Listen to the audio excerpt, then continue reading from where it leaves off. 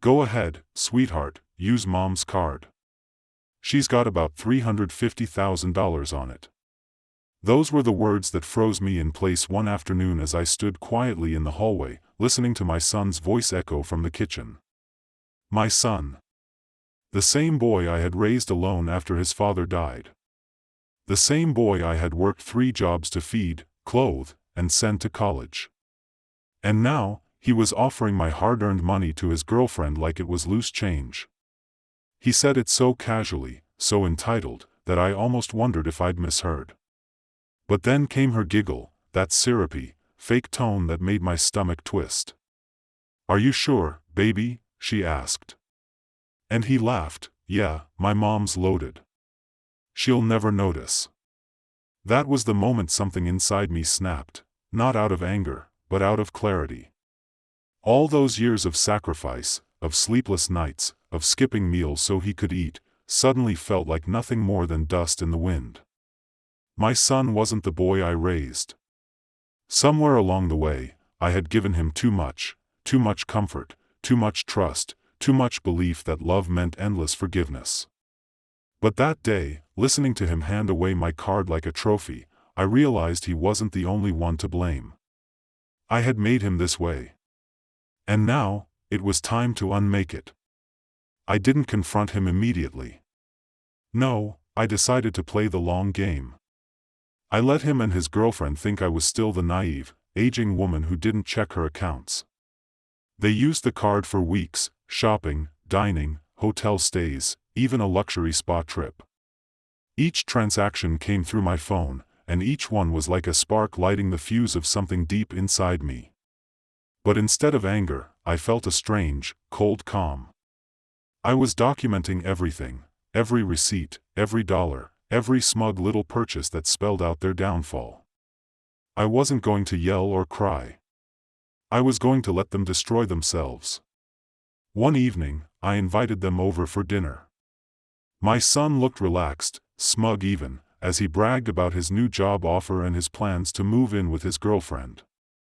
She sat beside him, draped in jewelry I knew I'd unknowingly paid for. I served dinner with a smile, asking about their plans, pretending to be the doting, clueless mother.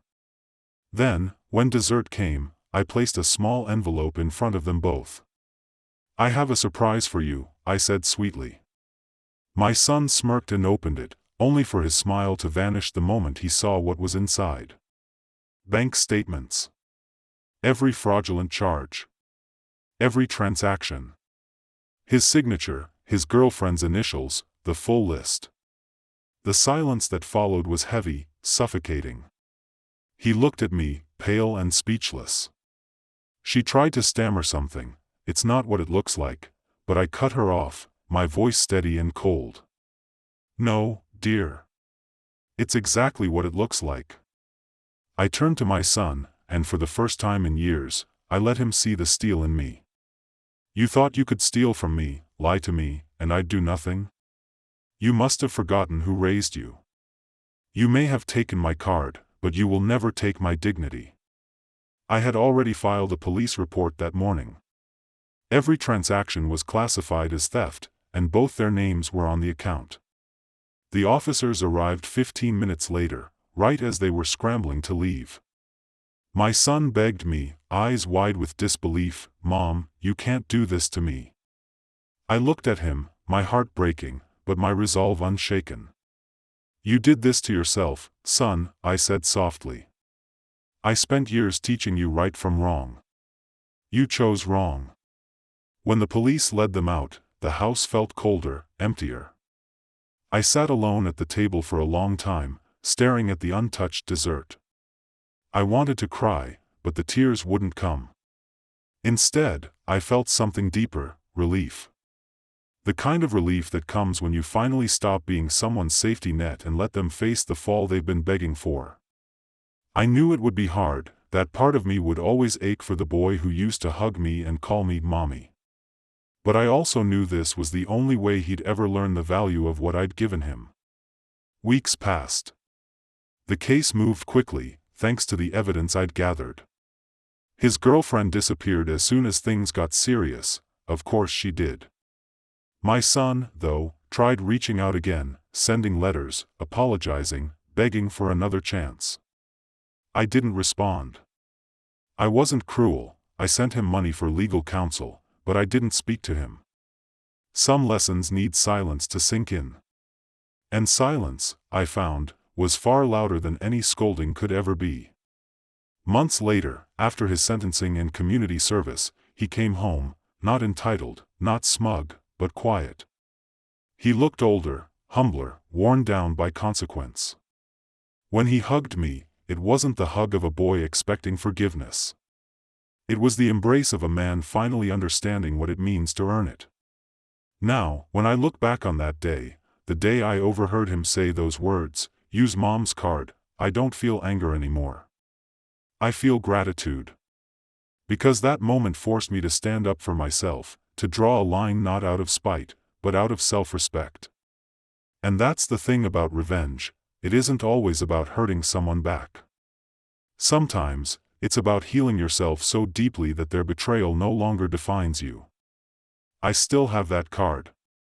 I keep it locked away in my desk drawer, not as a reminder of what I lost, but of what I found, my strength.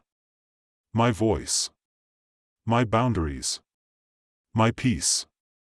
And that, I've learned, is worth far more than $350,000. There are still nights when I think about that day, not with rage, but with a quiet kind of sorrow. It's strange how betrayal from a stranger can sting, but betrayal from your own child can hollow you out completely. I remember sitting in my room that evening after the police took him away, staring at old photos of him as a boy, messy-haired, wide-eyed, clutching my hand at the zoo, or sleeping on my chest after a nightmare. The memories felt cruel then, like ghosts mocking me for believing that love was enough to keep someone good. But love, I realized, doesn't stop people from changing, it only gives them the chance to choose who they become. My son had chosen greed, entitlement, and deceit. I had chosen trust. And for years, I let that imbalance drain me. I had worked my whole life to give him comfort, thinking that giving was the same as loving. But that night, as I looked at those photos, I understood that love without boundaries isn't kindness, it's a slow form of destruction. I started rebuilding my life in small, deliberate ways. I canceled every shared account, changed my passwords, and transferred my finances to a secure trust with conditions even I couldn't override easily. I began volunteering at a local women's center, helping mothers who'd been exploited by their own families or partners, women who, like me, had been made to feel guilty for saying no. We shared stories, laughter, and pain, and somehow, in their company, I found pieces of myself again. For the first time in years, I felt like my life wasn't just about being someone's mother. I was a person again, a woman who had endured, and learned, and chosen peace over pity. The hardest part wasn't the legal process or the loneliness, it was the forgiveness. Not for him, but for myself. I blamed myself for raising him poorly, for not noticing the signs, for enabling the behavior that led to that moment in the kitchen. But slowly, I came to see that blame was just another way of keeping myself chained to the past. I couldn't change what happened, but I could decide what it meant. And so, I chose to see it not as a tragedy, but as a reckoning. A moment that stripped away the illusions and showed me the truth, that love must be strong enough to say, enough. A year later, when he showed up at my doorstep again, there was no arrogance left in him. His hair was shorter, his clothes simple, his hands calloused from labor. He didn't come to beg, he came to make amends. He told me he'd been working at a construction site, saving up money, paying back debts, and staying clean. "I know I don't deserve your trust, Mom," he said quietly, eyes downcast. "But I want to earn it back, piece by piece." For the first time in a long time, I believed him, not because of his words, but because of the humility in his voice. It wasn't the son who took my card that stood before me, it was the man who finally understood what that card had truly represented: trust, effort, sacrifice. I let him in that day. We didn't talk much, we just sat in silence, the way two people do when there's too much history between them to be bridged by conversation. But in that silence, I felt something I hadn't felt in a long time: hope. Not blind hope that everything would be perfect again, but the kind that quietly whispers, maybe this time, it'll be different. Now, when I look at him rebuilding his life from the ground up, I feel proud, not of what he did, but of what he became after it all fell apart. It took losing everything for him to finally see the value of what he had. And it took me standing my ground to remind him of it.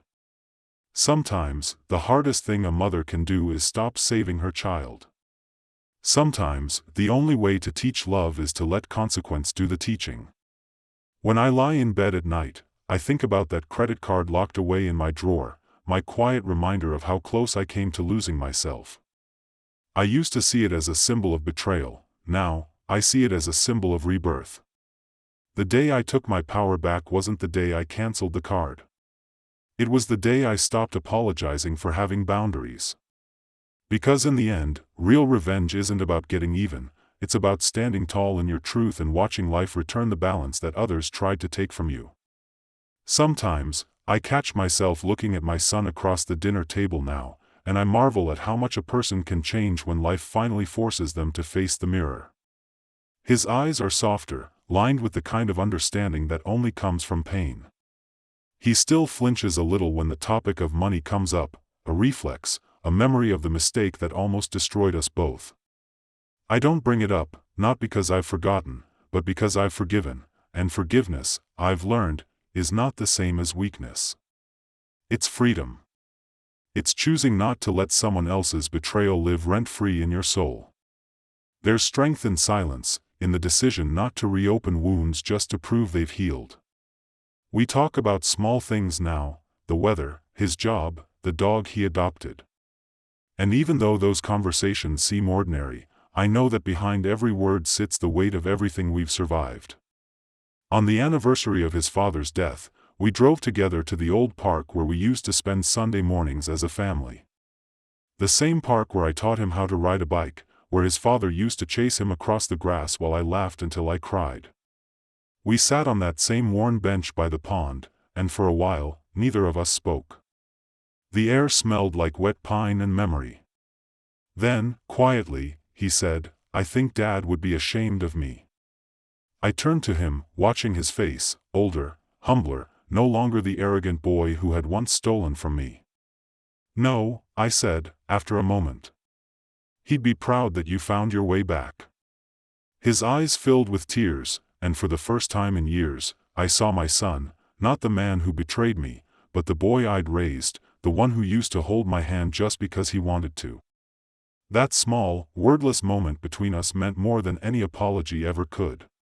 When we got home, he helped me fix the broken porch railing, the same one he'd promised to repair years ago and never did. This time, he worked quietly, carefully, like someone who understood that every nail driven into the wood was a piece of redemption.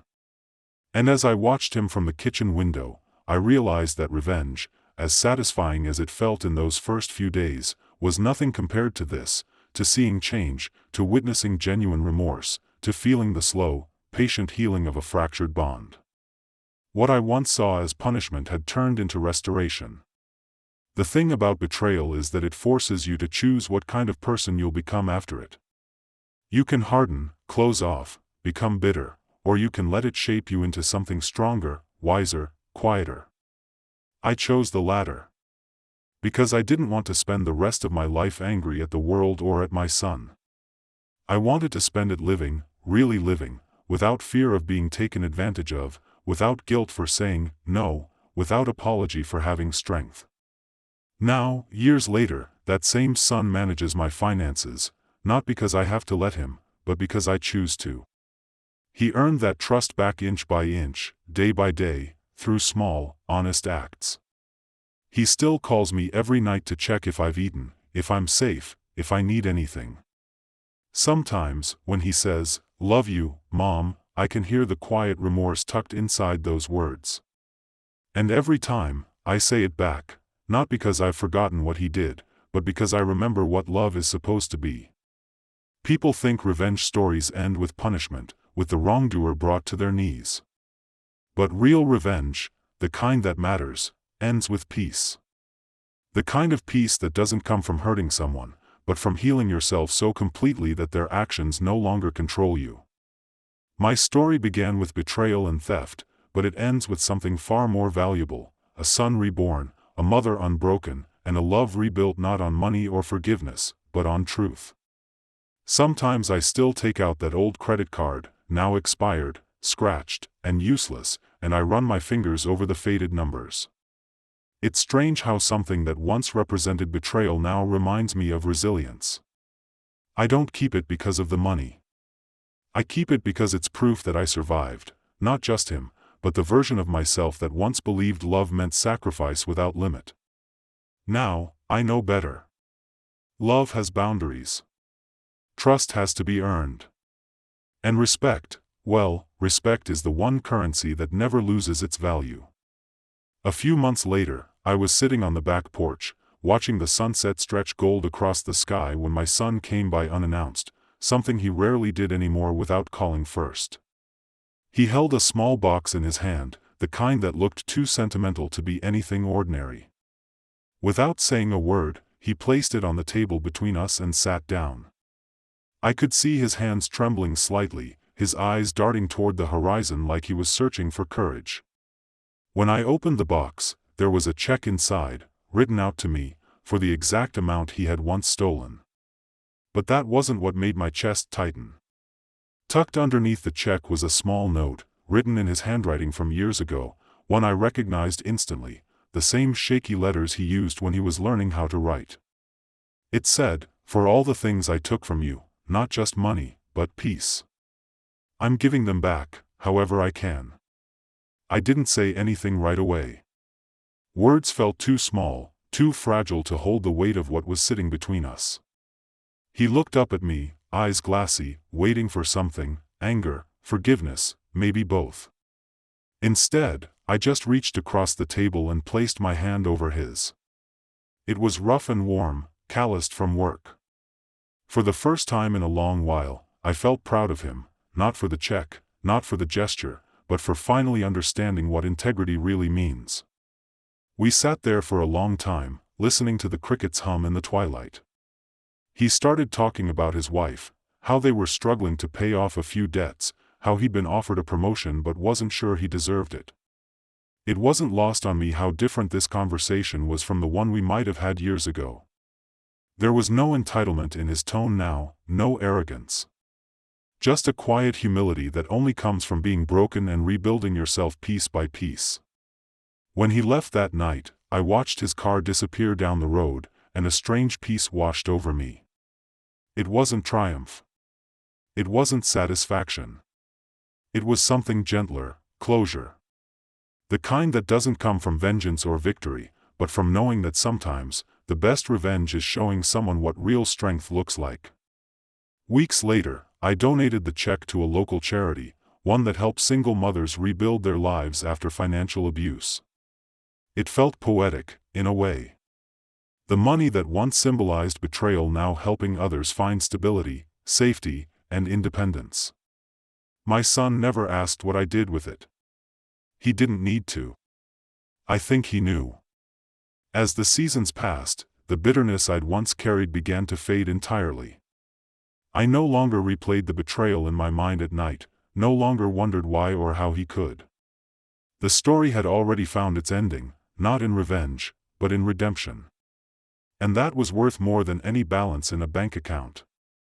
Now, when people ask me about forgiveness, I tell them it isn't about excusing what someone did, it's about choosing not to carry their mistake any longer. My son hurt me deeply, but holding on to that pain would have only made me his accomplice. Letting go wasn't weakness, it was reclaiming my power. Every time he visits now, he hugs me first, tight, like he's afraid to let go. And every time, I whisper, "You're home."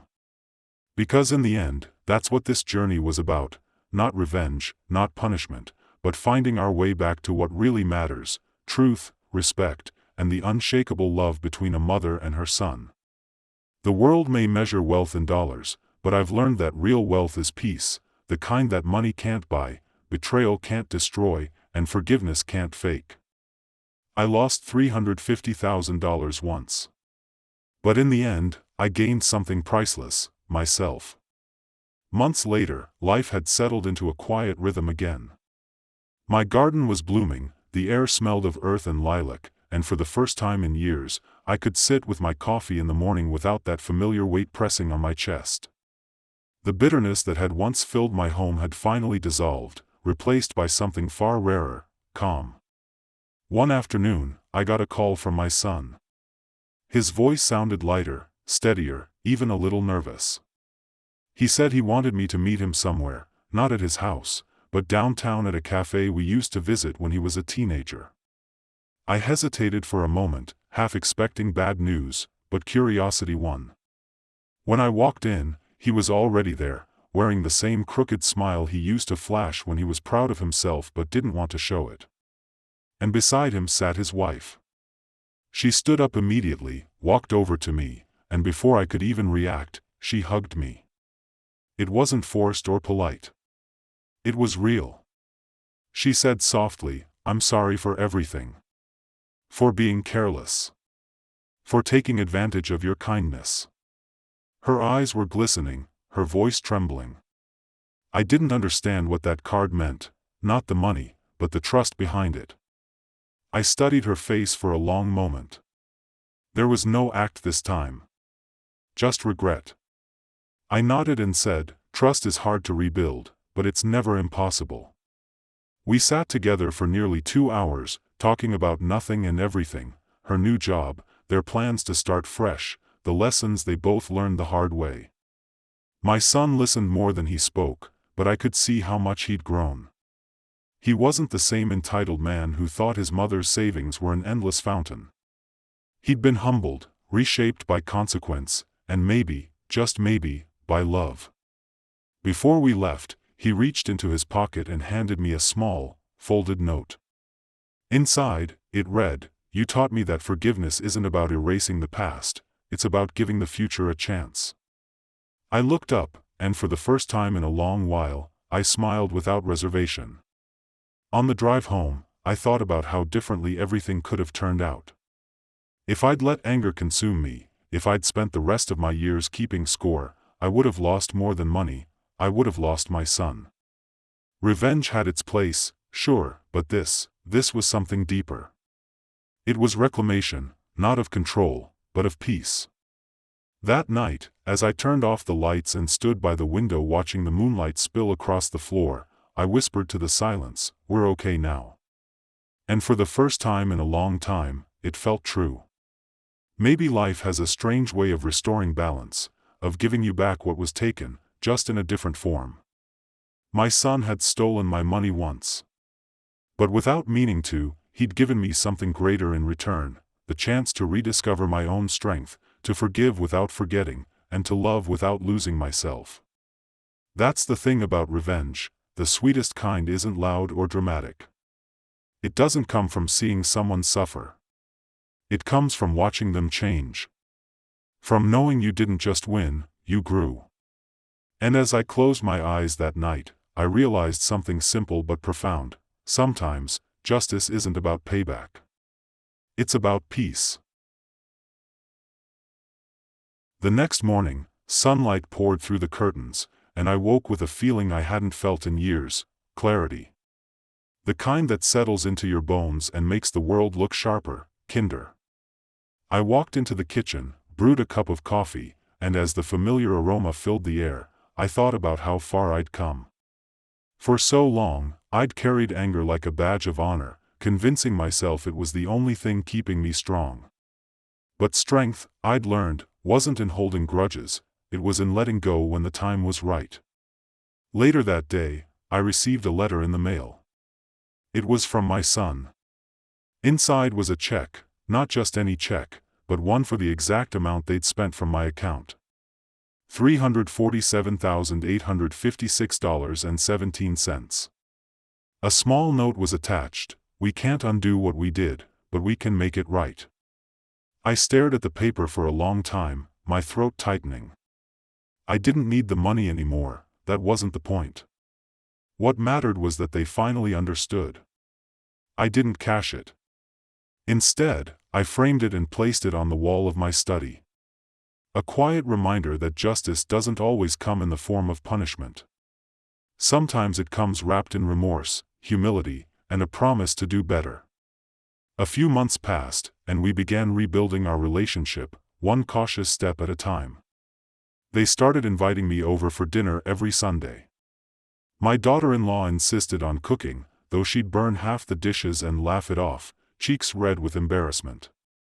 I'd bring dessert, always something simple like apple pie or lemon tart, something that reminded us all that life didn't need to be perfect to be good. One evening, my son asked if I would be willing to co-sign a loan for their new business, a small boutique bakery his wife had dreamed of opening for years. I hesitated, memories flashing like shadows across my mind. But then I saw the sincerity in their eyes, the genuine desire to prove themselves, not just to me, but to life. I agreed, with one condition. You'll open it in your own name. No safety nets, no backup plans. You earn it. He nodded solemnly, understanding what that meant. 6 months later, the Silver Spoon Bakery opened on Main Street, and I was there for the ribbon cutting, standing beside them with a heart that felt full again. Watching customers walk in and out, laughing, sharing pastries, and complimenting the smell of fresh bread, I felt something shift inside me. Redemption wasn't about erasing the past, it was about writing a better chapter after it. As the sun set that evening, my son handed me a small pastry box tied with a golden ribbon.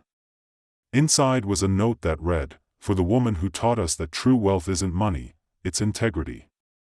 I looked up at him, tears welling in my eyes, and smiled.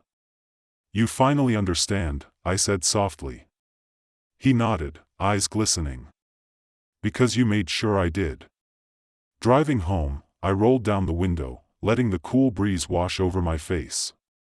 Life had a strange way of teaching lessons, often through pain, sometimes through loss, but always, eventually, through growth. I thought back to that night I caught them using my card, the fury that had consumed me, the revenge I had plotted. It all seemed so distant now, like a storm that had finally passed.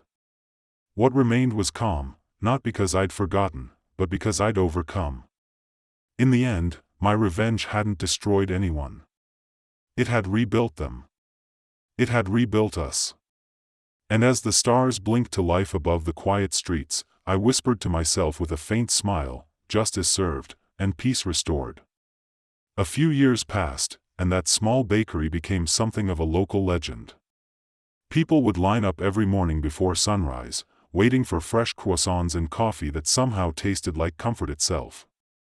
I watched it grow from a nervous experiment into a thriving, warm place filled with laughter, music, and the scent of vanilla and cinnamon wafting through the air. Every time I visited, my son insisted I sit at the same corner table, "Mom's spot," he called it.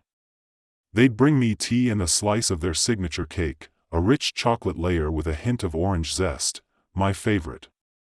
The irony wasn't lost on me. The son who once thoughtlessly spent my savings was now working 16-hour days to build something with integrity, something honest. One winter evening, just before Christmas, I stopped by unannounced. The bakery was busy, filled with families and the hum of conversation. My daughter-in-law was behind the counter, dusting pastries with sugar, her hair tied up, her cheeks flushed with the kind of exhaustion that only comes from doing what you love. My son was cleaning tables, smiling at every customer. It was a sight that made my heart swell with pride.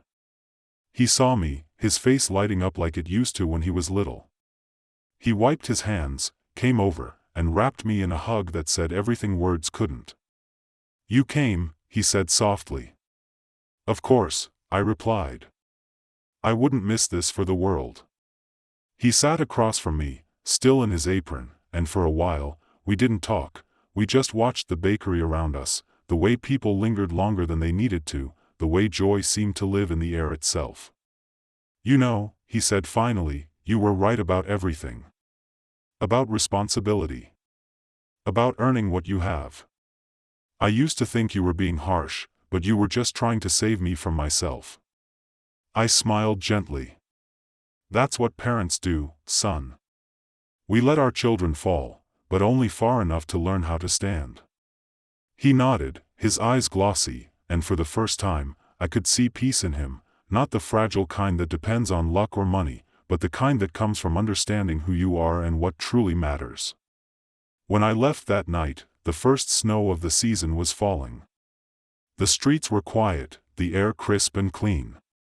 I paused outside the bakery, looked back through the window, and saw my son and his wife laughing together as they locked up. A single light glowed inside, warm against the cold night. That image stayed with me, the light, the laughter, the second chance. As I drove home, I realized that life had come full circle. The woman who once thought revenge was her only solace had found something far sweeter, redemption. And not just for them, but for herself. Because forgiveness isn't weakness. It's strength in its purest form, the kind that heals wounds even when scars remain.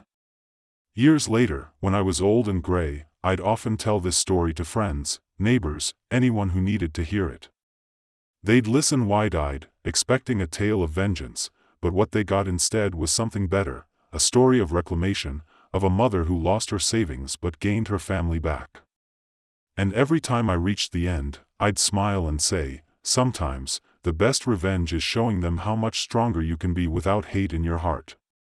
Because that's the truth I'd learned, revenge may start with anger, but the real victory lies in peace. As the years went by, time softened everything, the anger, the hurt, the sharp edges of betrayal that once kept me awake at night. My son's bakery flourished, expanding into a second location in the next town, and even won a regional award for small businesses. I attended the ceremony, sitting in the front row, my heart swelling with the kind of pride only a mother can understand. When my son went up to accept the award, he paused before speaking, his voice steady but full of emotion. He said, "I owe everything I've learned about honesty and resilience to one person, my mother. She taught me that real wealth isn't about what you have, but who you become after you've lost everything." The room erupted in applause, but all I could hear was the sound of my own heartbeat, steady and warm. I felt tears well in my eyes, not from sadness but from the quiet satisfaction that justice had truly come full circle, not through punishment, but through transformation. After the ceremony, he came over and hugged me tightly. "You were always right," he whispered. "You didn't just save my future, you gave it back to me." I didn't say much in return. I just held him, the way I used to when he was little, back before life got complicated, before trust was broken and rebuilt. I realized in that moment that sometimes, it's not the grand gestures or the harsh lessons that change people. It's time. Time, patience, and love, the quiet kind that doesn't demand recognition, only understanding. When I got home that night, I made myself a cup of tea and sat by the window, watching the lights from the city flicker like distant stars. I thought about how far I'd come, from the night I discovered the betrayal to this moment of peace. The journey hadn't been easy, but it had been worth it. Life has a way of testing you, of pushing you to the edge just to show you how far you can bend without breaking. I'd been through fire, but instead of turning to ashes, I'd turned to gold. And not the kind you can spend, but the kind you carry in your spirit. Years later, when I passed away, my son found my journal. On the last page, I had written a single line, "Forgive, but never forget, because sometimes, the lesson is more valuable than the loss." He framed that page and hung it inside the bakery, right behind the counter, where every customer could see it. People would ask about it, and he'd smile, saying, "That's from the woman who taught me that love and discipline are two sides of the same coin."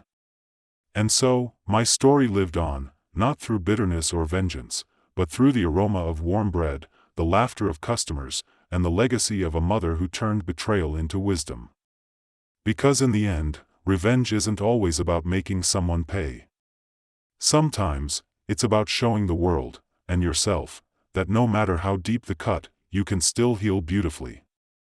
Over time, that little bakery became more than just a business, it became a place of stories, of quiet redemption. Locals started calling it the Mother's Table, not because of me directly, but because of the atmosphere it carried, warm, forgiving, and grounded in love. My son never changed the name.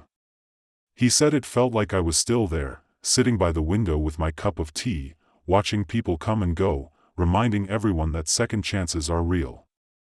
One rainy afternoon, long after I was gone, my son told his own children the story, the real one. About the credit card, the betrayal, and the painful lessons that followed. They were old enough to understand, yet young enough to still be shocked. His daughter, bright-eyed and bold like I used to be, asked, "Dad, were you scared Grandma would never forgive you?" He smiled, his eyes misting just a little. "Every day," he said. "But forgiveness isn't something you wait for, it's something you earn. And your grandmother, she taught me that earning it was the only way to truly grow." His son, thoughtful and quiet, asked, "Did she ever get angry again?" He chuckled softly. "Oh, I'm sure she did. But she learned something too, that anger doesn't have to own you. That peace is stronger when it's chosen after pain." Outside, the rain tapped gently against the bakery windows, the same way it used to when I sat there, reflecting on all that had happened. The smell of fresh bread filled the air, and the golden light from inside spilled onto the wet cobblestone street, making everything look almost ethereal. Years passed, and generations came and went, but the mother's table remained. People said it had a certain energy to it, a warmth that felt like being wrapped in a hug. Maybe it was just the kindness my son poured into it, or maybe, in some quiet way, it was me, lingering in spirit, proud, peaceful, watching over them. Eventually, when my son grew old and his children took over the bakery, they held a small ceremony to honor me. They unveiled a bronze plaque near the entrance. It read, "In memory of the woman whose strength built this family, not through wealth, but through wisdom. Her lesson, forgive, but never forget." That plaque became something of a symbol for the community. People who went through hard times would stop by, touch it gently, and somehow find the courage to move on. It became a reminder that revenge, when tempered with grace, can transform into something far more powerful, healing. In the end, my story wasn't about loss or betrayal. It wasn't even about revenge. It was about the quiet revolution that happens when a broken heart chooses not to harden, but to open instead. Because sometimes, the truest act of revenge isn't to destroy the ones who hurt you, it's to become so whole, so strong, and so at peace that nothing they did can touch you anymore. And in that peace, that legacy of love and strength, I lived on, not in bitterness, but in every loaf of bread shared, every smile exchanged, every story told at the mother's table. As the decades went by, the mother's table became more than a family legacy, it became a quiet landmark. Travelers passing through town would hear whispers about it from locals, a place where the food warms your stomach, and the stories warm your soul. Journalists wrote small features about it, and once, a local filmmaker even made a short documentary on its history. It wasn't flashy or grand, but it resonated, because it was born from something real: regret, forgiveness, and renewal. Inside the bakery, the scent of cinnamon rolls and coffee mingled with the low murmur of conversation. My son, now gray-haired but still spry, sat at my old corner table most mornings. He'd sip his tea slowly, smile at regulars, and occasionally glance up at the framed check still hanging on the wall, the one I never cashed. Below it was that framed journal page with my handwriting, faded a little now, but still clear enough to read. Visitors would often stop to look at it, ask about it, and he'd tell the story, not to boast, but to remind people that even broken trust can be mended if hearts are willing. One winter, his granddaughter, a bright, determined young woman, decided to write a book about the family's history. She interviewed him for hours, her recorder always running, as he recounted everything: the foolishness of youth, the sting of betrayal, and the long, humbling road back to love. When the book was published, it became a modest success, titled The Price of Forgiveness. In the foreword, she wrote, "This isn't a story about revenge. It's a story about how revenge can evolve, from fire to light, from fury to grace." My great-grandmother's strength didn't just change her family. It shaped generations that followed. The first page of the book carried my son's words. The day I misused my mother's trust was the day I lost more than money. I lost her respect. But the day she chose not to destroy me for it, I found something greater, the chance to rebuild, not for her, but because of her. When that book reached the shelves, people started writing letters to the bakery. Some were from strangers who'd been betrayed by their own loved ones, others were from parents trying to understand how to forgive. They said my story helped them breathe again, reminded them that not all endings have to be bitter. Some even visited the bakery just to sit in her seat, my old corner, and reflect. One spring afternoon, years after the book was released, my son passed away peacefully in his sleep. His children found him in that same chair by the window, a faint smile on his face, a half-empty cup of tea on the table. The framed note behind the counter gleamed softly in the afternoon light. At his memorial, hundreds came, not just friends and family, but people whose lives had been touched by the story. The priest said something that stayed with everyone: forgiveness doesn't erase pain, it transforms it. And in that transformation, we find the truest kind of justice. When the family scattered his ashes near the hill overlooking the town, the wind carried the faint scent of bread and sugar from the bakery below. The bells from the church tower chimed in the distance, and for a brief, fleeting moment, it felt as though the world paused to honor a legacy born from pain, grown through love, and sustained by forgiveness. Years later, the next generation took over the mother's table. The plaque was polished, the framed note remained, and the bakery stayed open every day from sunrise to dusk. Customers still said the pastries tasted like home. And sometimes, when the afternoon light hit the corner just right, they swore they could almost see two figures sitting there, an older woman and her grown son, sharing tea, smiling in quiet peace. Because some stories never end. They just change hands, like recipes, like lessons, like love itself. Over time, the mother's table became a kind of pilgrimage for people who needed hope, not the loud, cinematic kind, but the quiet hope that grows after devastation. The walls, once plain and simple, were now filled with framed letters from people across the world. Some had lost everything to betrayal, others were learning to forgive themselves. Each one carried a piece of the same truth, that pain, when faced with grace, could become something beautiful. My great-granddaughter, the same one who wrote The Price of Forgiveness, now ran the bakery. She was in her early 30s, sharp-witted but gentle like I once was. Every morning, before the doors opened, she'd light a small candle under the plaque that bore my name and whisper, "For her." It wasn't ritual, it was gratitude. She'd never met me, but she said she felt my presence in everything she did. Under her care, the bakery became more than a business, it became a sanctuary. There was a community table near the window where people could sit for free if they just needed company. Sometimes strangers would talk about their losses, their mistakes, their regrets. And more often than not, they'd leave with lighter hearts. That was the legacy I never planned but somehow built, one act of restraint, one choice to forgive, echoing through generations. One day, a journalist from a national magazine visited. He was doing a piece on places that heal. After hearing the story and tasting a slice of their famous chocolate orange cake, he wrote, "The mother's table isn't just a bakery. It's a story baked into every loaf. It's proof that forgiveness doesn't erase pain, it redeems it." That article brought even more visitors. Some came to taste the pastries, others came to feel the history. A few even left notes of their own, tucked between the old picture frames and shelves, handwritten apologies, quiet confessions, words of release. My great-granddaughter began collecting them and storing them in a large wooden box labeled the forgiveness chest. Years later, when she grew older, she decided to open that box and publish its contents as a second book, titled Letters Left at the Mother's Table. It became a national bestseller, a testament to the power of compassion. At the launch event, she stood in front of a packed crowd and said, "This began with one woman's heartbreak, and her decision not to let it define her. That single act changed 4 generations of our family. It turned revenge into redemption, anger into legacy." Everything we are today traces back to her strength.